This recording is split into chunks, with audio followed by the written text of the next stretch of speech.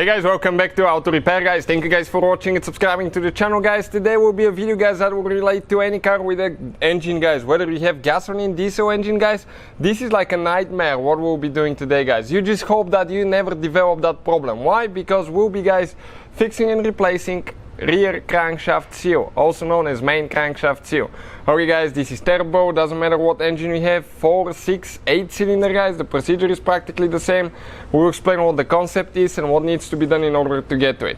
Quick introduction guys, every car we get at the shop we'll be making at least 200 videos so we can save you guys as much money as we can. So let's go ahead, start on it and show you guys what we have here.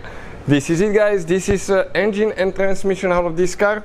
Most of the cars will look like that. The transmission will be either mounted to the side, or if you have reverse engine twisted that way, the transmission will be on the back side.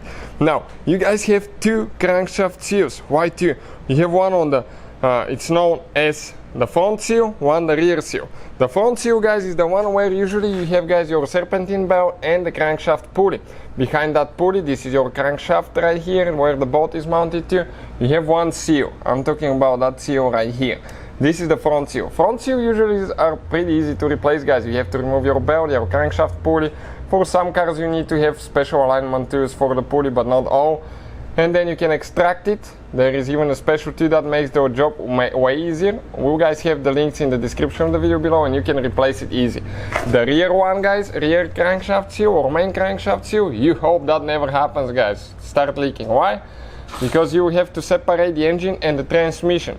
And some vehicles you can just go ahead and remove the transmission while the engine is still in the car. On other vehicles guys, you have to remove the transmission and the engine out together and then separate it, because there is not enough room to actually remove the transmission only.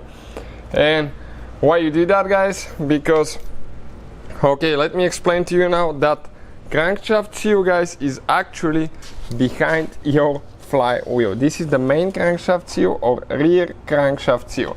So you guys have to go ahead and remove the bolts for the flywheel. Okay, we're using here an impact Ingersoll rand with a 6 gallon DeWalt air compressor. It goes all the way to 165 psi, super powerful one. And we'll go ahead and remove them. Now let me show you quick the socket. This is a 12-point socket guys. Most of the times you need a 12-point socket to remove the bolts on the flywheel. That's how they're made.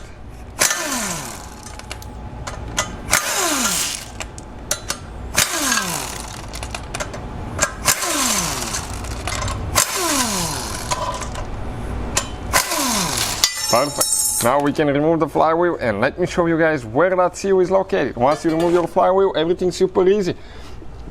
These guys right here, this is your main crankshaft seal, as you can see, also known as rear crankshaft seal. It's way bigger than the front one.